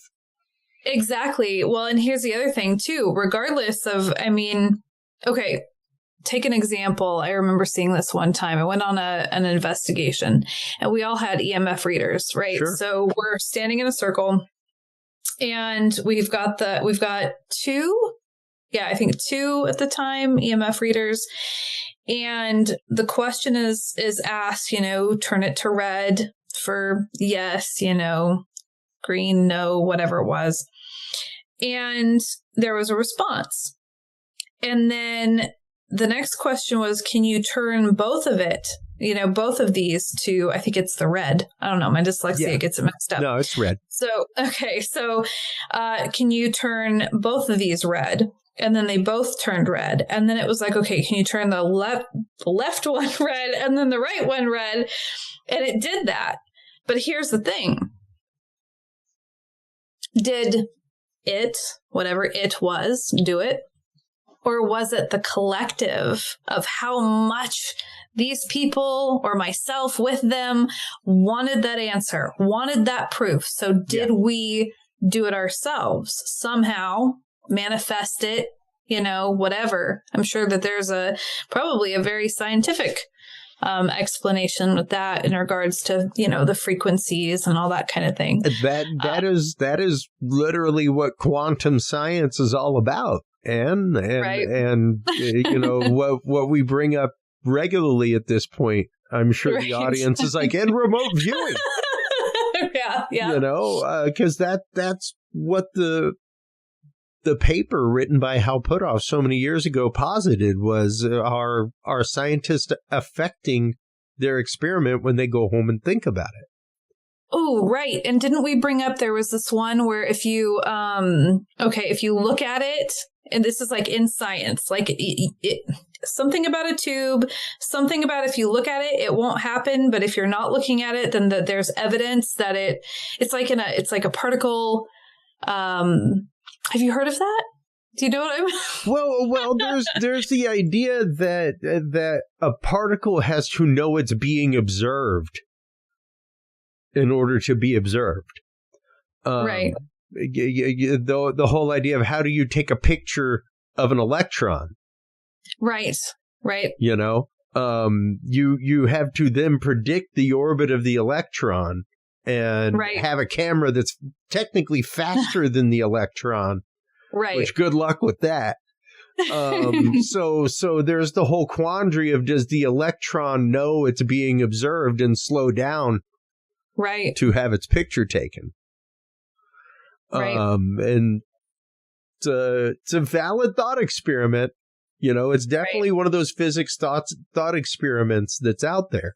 But that's also where a lot of science comes from, is that wandering of things and that allowment. But that is the direct opposite and antithesis of belief. Right. You know? And I think the belief would really come more after the gathering of data and things like that, in science, it would be the hypothesis. Right. Would be the closest to belief. Like, I believe this is the case. Right. And from there, you experiment and you find out more. Things like that. So that would be the closest in investigation, would be that moment of hypothesis, where it's like, I've gathered enough data that I think this may be what we're looking at. And even that, though, comes down to the point of what are you willing to put on the table? You know, we've been having a lot of conversation, not just online, but on the show, about Three Eye Atlas. And the rampant belief that it's an alien mothership or an alien ship or something like that. And this is a hard belief from a lot of people. And they say, like, Avi Loeb believes this. Avi Loeb hypothesized hyperbolically the way science is supposed to. He's like, with its origin coming from the same area, generally, as the wow signal in 72 or 77, but of the famous wow signal, maybe there's a small percent of a chance, like a 2-3% chance that maybe it's alien technology. Well, he said that about Oumuamua, the first interstellar object, One Eye Atlas, and no signal, no technology, you know. So 100% miss on that. He said possible alien technology. Once again, with the sphericals that were recovered from the ocean floor, jury's still out on that. So I'll give him 50%. So he's shooting at 50% right now, and at a 50%, I don't think it's a comet. Right. Is there a 2 to 3% chance? Sure, maybe, but that's exactly what he said. And with belief and faith in aliens and hope, things have been turned into something else. And it's fascinating to see how quickly and rampantly it takes over. It's fascinating to see that. And even I think very litmus testy to allow it to continue. You know. So, go ahead. My question is, what would you say is how do I want to phrase it? Okay, so we have this need. We're showing this need for alien life form to find something, to find answers, to have. So what purpose does that need fill if aliens were to be found to be completely real and now they're a part of our reality? What need does that fill? I think the need that fills is right at the same need that religion fills for so many, which is that connection to something greater than yourself. That pure involvement with something greater than yourself. Right. You know, in that kind of way. I think that's a very human want. Connection. There's, I mean, since the time of Moondancer, the ape from 2001, man has looked at the sky. We've looked at the great beyond. We've wandered. That's what separates us from other animals.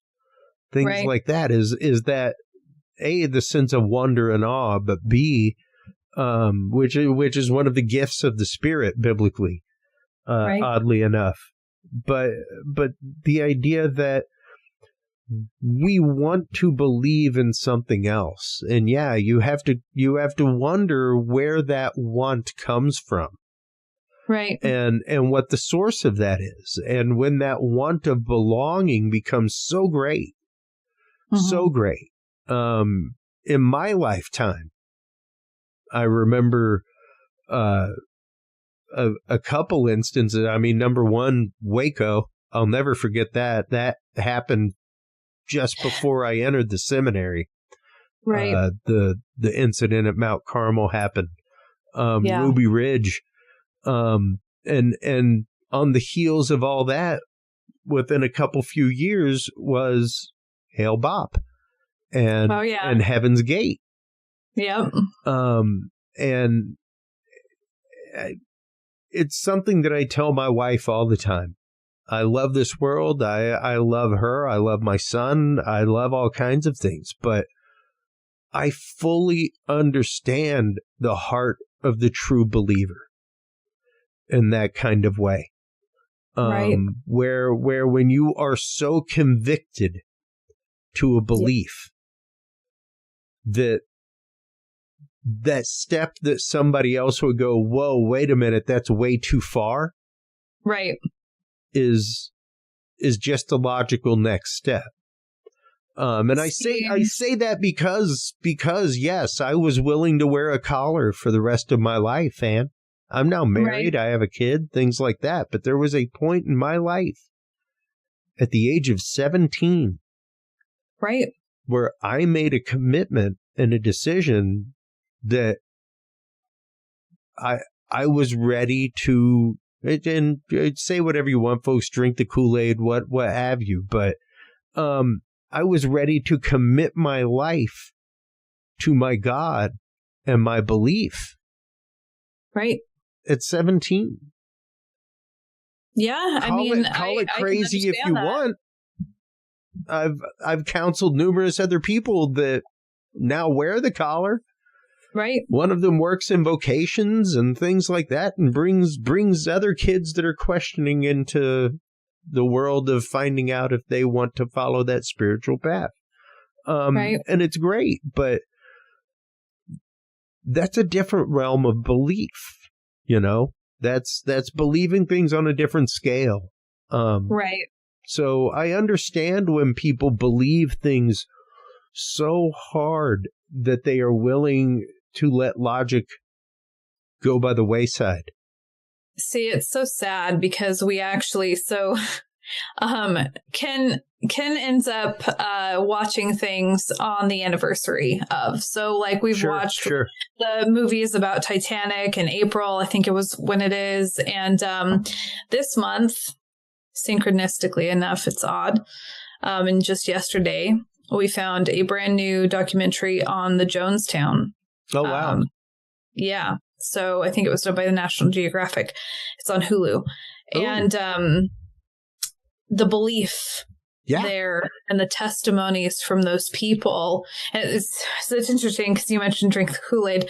Yeah. And I was actually going to bring it up before you said that. And so, but to see these people and the need, and then when things started and everything and just how it got as far as it did. I mean, belief is the most powerful. Yeah. I don't know. It's the most powerful motivator in the world, quite literally. And it leads to horrifying tragedy.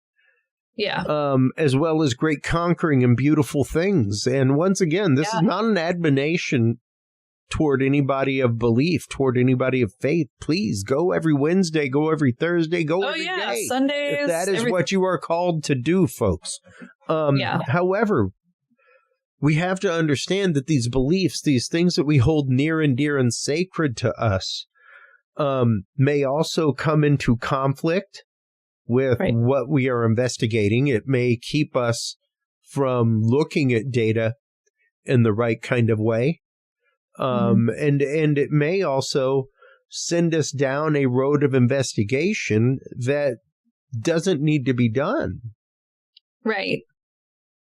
No, that's true. And I mean, like you said, there's so many beautiful beliefs out there. And if it raises your spirit and it makes you feel peace, then, by all means. But, to know and to accept that belief has two sides to it, two sides to this sword, and to have the discipline to be able to know when to not allow it to completely blindfold you. Yeah. And to know when to leave it at the door, so to speak, Well, and it's interesting because all of 2 weeks ago, you get the invites for the show. I know because your name's within a certain range of the alphabet. Yes. Whenever I hit the invite on my events on Facebook, it hits 500 people out of my friends list. All right. Yep. And one of those friends contacted me about a week or so ago. It was like, what's this about? And I'm like, well, and it was, I guess, animal spirits or something like that was the topic. Okay. That, and then it was Chester Moore and the lost tribes. Very cool. Yeah. So I mentioned those topics, and very, very right Christian Catholic lady. And she's like, well, all I need is the Holy Spirit. It's like, okay.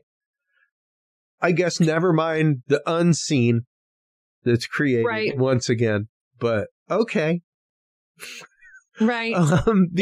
Because once again, it's one of those, if right there in the belief, in the article of faith, it says things seen and unseen. It mentions the Holy Spirit later. Most definitely. But it's that belief in the seen and unseen to begin with.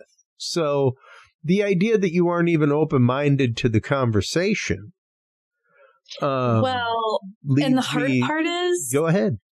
The hard part is here, too. Sorry to jump in, but when you say the unseen, I think that some people could ascribe it to, well, of course, the unseen, you can't see the Holy Spirit. You can't see God's love. There are examples of it, sure, but those are examples. That's not the actual. So then it's taking and ascribing, putting a belief within a belief and making, this is why you can go and have the same book, right? You've got your Bible, but go to 10 different churches and have 10 different pastors read the exact same passage. Every one of them is going to say it different. Yeah. I saw that happen. Yeah. So it's hard. So the unseen, if you have a certain belief there, they're not going to be able to necessarily compute that the unseen could mean the stuff from our world. They're going to ascribe it to, you can't see God, you can't see Jesus, you can't see their love, you can't see the Holy Trinity, you can't see angels necessarily in their world. Yep. So yeah, hard. Yeah. And it's just funny to me, though, to draw a line when it comes to unseen. Yeah. And to have such a hard, divisive line drawn where it's like, no. Not that unseen. That's not there. What is... Right. What? Okay. And that was something that I brought up to a spiritual director many years ago, which was a big point of departure for me, which was, and I've shared it with you on the show before, my shadow person experience, which I firmly believe was basically a primordial me, wanting me to continue down the road of horrible activity in my life that I was doing to myself, not wanting to me to leave and be free of those self-imposed tortures. But when I mentioned that to my spiritual director at the time, a priest, he was like, well, Chris, we don't really have a teaching on that. And I'm like, whoa, wait a minute. Because, of course, the church doesn't have opinions. It doesn't think things. It teaches. That's what the catechism is the teachings of the church. And I'm like, wait a minute. You teach me that, there are dark things stalking around each corner waiting for my soul. But when I tell you some dark thing reached out and grabbed me, you're like, hey, man, I'm at a loss. I don't know what to tell you. And that's a shark I don't know if I can jump. Yeah. I don't know if I could jump that. Because that, you ask me to have faith and belief in the unseen, but when given evidence of something unseen, you have no faith. So that's tough. It is, because I remember growing up and when I first started in the field, this is before 2015, so I was in healing group and everything, and I actually went to do house cleansings. I don't ever really talk about it, but I would help with clearing houses, properties, as well as we had people come who said that they had attachments, or it's not like that traditional exorcism type stuff, but you could sometimes they used the word in regards to that. And so that's where I got my start. And I remember hearing other people talking and everything. And I remember they would say that, oh, well, we don't believe in ghosts here, or we don't, XYZ. And they're telling their children, these things don't exist. But yet they believed in Jesus and angels and all these other things. And then sometimes, I saw that a child might have had an encounter, and they're extra scared now because their entire belief system, oh, this doesn't exist. And then all of a sudden they have an experience, and now it's more traumatic and it's more compacted because of the beliefs and everything. And, it doesn't make sense to me how you can say we believe in all of this, but all of this, if we were to believe in this, then we don't have faith. But it goes together, Yeah. So. Yeah, to me, they are inseparably congruent. Yeah. That's just how I see it. And I will sit and debate any show or any host about that fact. Gladly. But to me, the paranormal, and the Bible, things like that are absolutely congruent with each other. And once again, that idea of belief and faith, and how does that inform our investigations, but B, affect them as well? And are we able to put belief and faith aside? Right. In that kind of way when looking at and examining information and data, because we've got to be willing to, and we've got to be able to, and there are a few topics that spring to mind. The whole, and don't get me wrong, I'm not saying Nephilim ain't a thing. Right. They're definitely spoken of in the big book, all kinds of things. However, the concept of disembodied demonic Nephilim, sure, I'll talk about it, but I don't know that everything is that, and it's kind of like saying that every light you can't explain in the sky is a UFO. And it really comes down to the point of, wait a minute, if you're posting 20 videos a week on social media that you recorded in your backyard, well, odds on favorite period now is none of them are UFOs. Yeah. Yeah. Because it's no longer a phenomena now. Right. It's a regular occurrence. Right. You know, and that pushes it over into a totally different category. Yeah. One thing that I think would help when we're talking about putting belief aside to be able to look at things more objectively is curiosity. Right. So if we can sit there and go, if I was able to take my belief out of this, I'm curious, what lens would I look through it now? What could I see with new eyes? And so because I think the big thing here is that when people take their belief or they think about taking their belief out of something, fear is what takes place. And it's very unknown. It's scary. So instead of going to fear, if we can then go to curiosity, I think that could really help. I think you're absolutely right there, because that's where science goes. We say it all the time on the show. We need more Magellans. Yeah. There was a guy who was like, give me a ship, give me a fleet of ships and some guys, and we're going to sail to that tiny thin line, and I'll tell you whether or not the world is round. Yeah. Because if it is, I'll come back. Right. And come from the other direction. Yeah. And not, that would be amazing. Not return the same way I came. Yeah. But we've got to be willing to do that. And we've got to be willing to fearlessly cast aside what we know and hold to be true when we are investigating these things, because otherwise on either side, you become unyieldable, and it's either the side of I will believe in nothing, and nothing is real, and nothing is like everything about all these things is fake and false and falsified, which I follow more than one person in those camps on more than one community. Right. A couple of them right down the road from me in San Antonio.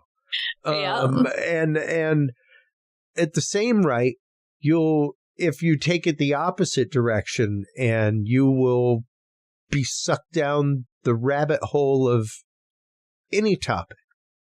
To the extreme. And that's where you start coming into things like 3-Eye Atlas and stuff like that.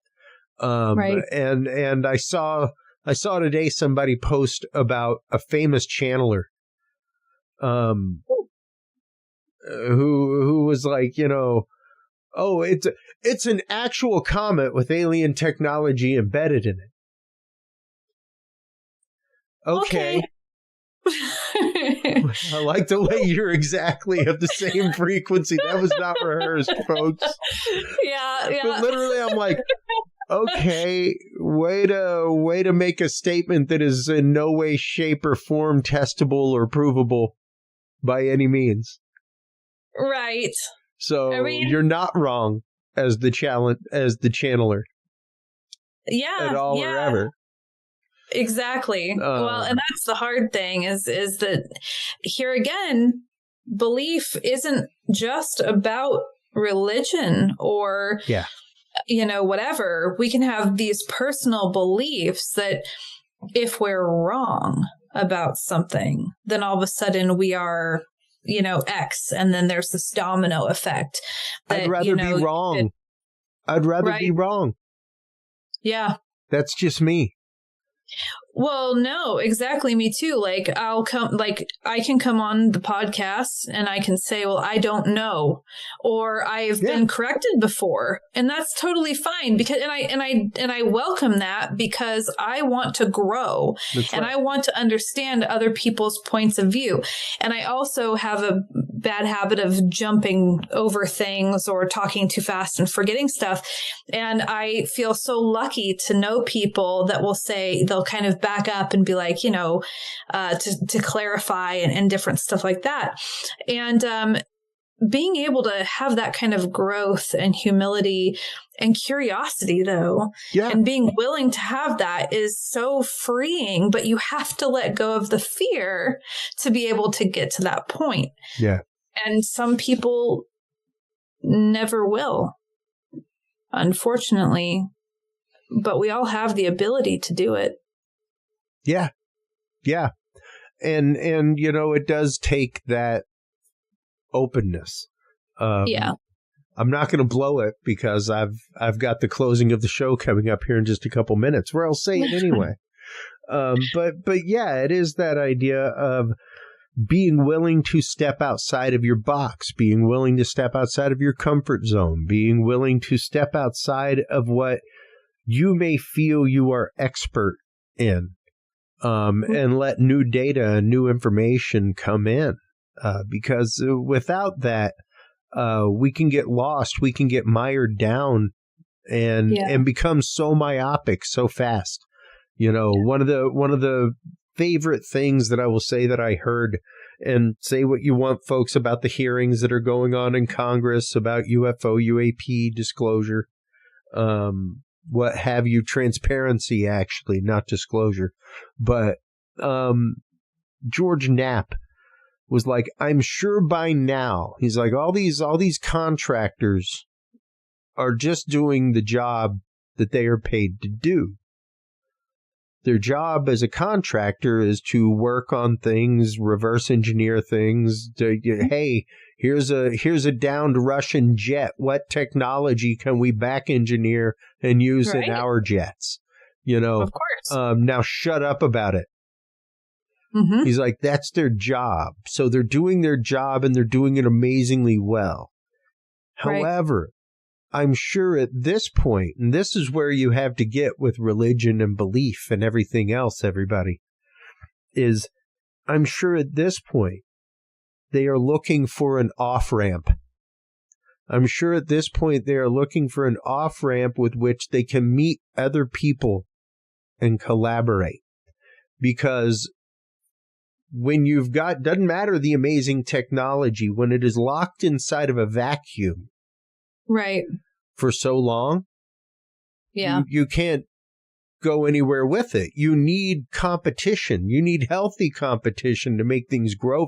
That's how we got rovers on the moon within a decade. That's it. Like, competition is how we do that, not locked away secrecy. Right. Come in and everybody bring your knowledge. Yeah. So if you are so encamped behind your wall of belief and faith that you cannot step out into a broader light, into a broader spectrum of light, if you cannot share that data in a way that can cooperatively be looked at and researched, then we're hindering things. We aren't helping them. We aren't helping them with our closed mindset of belief at that point, Right. And we're all supposed to be here as researchers to help these communities, not hinder them. So have your personal beliefs, hold them strong, but do not let them interfere with or hinder work. Hurt. Yeah. And I think that's the caveat to go out on here, is that idea of, once again, hold what you believe dear to you, but don't let it cloud your judgment when it comes to research. So, and definitely don't weaponize it. Yes, that as well. And thank you so much for your time. It's always great breaking topics like this down with you. Before we let you go, let everybody know where they can go to find your medium, where they can go to find your website, where they can go to find all things Ann Selene. I know you have new works coming out. I do. All kinds of things. So let everybody know. Yes. So I'm republishing my first book, and that I will announce about on my Facebook page, which you can find me under just Ann Selene. And then also my website is annselene.com. And that right from there is where you can find my medium, because it's, I think, on the very front page that it uploads my different blogs that I write. So, and again, medium.com/@entomology. And I mean, I'm most active on Facebook. So find me there, send me a message. And I hope to connect. This has been absolutely incredible. Absolutely. It's always great having you on, and I always love our conversations. Once again, So do I. We really do go places with it. Hold hold the line real quick while we close things out with the audience. While you are online checking out everything from Ann Selene, everybody, make sure to stop on by Curious Realm. CuriousRealm.com is where you can like, follow, subscribe. That is where you can find the videos channel, which has all of the embedded channels of our guests and friends, people like King Gerhard, all kinds of folks. That is also where you can find your link to Curious Research. CuriousResearch.org is our endeavor to bring the worlds of science and paranormal research together. And in that spirit, we have an amazing free tools section, curiousresearch.org/tools, all kinds of great free online tools that you can use for, photography analysis, video analysis, all kinds of things. So stop on by, check that out. Thank you so much for your open hearts, your open minds tonight, everybody. That is what makes the conversation, and without the conversation, humanity does not march forward. So remember, take care of yourselves, take care of each other, and stay curious. We'll talk to you soon. Bye-bye. Thank you for tuning into this episode of The Curious Realm. Stay tuned for more guests, forbidden topics, and hidden truths.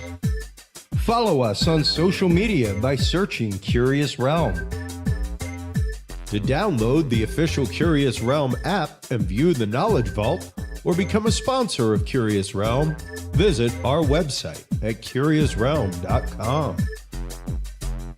Curious Realm is available on your favorite podcast and video services, curiousrealm.com, as well as KGRA Radio, APR TV, and the official Curious Realm app for Roku devices. Curious Realm is a proud member of the Ground Zero Media family of podcasts. For more shows and members-only content, visit groundzeroplus.com today. Thanks for listening. Stay curious, and remember, the other side is always watching.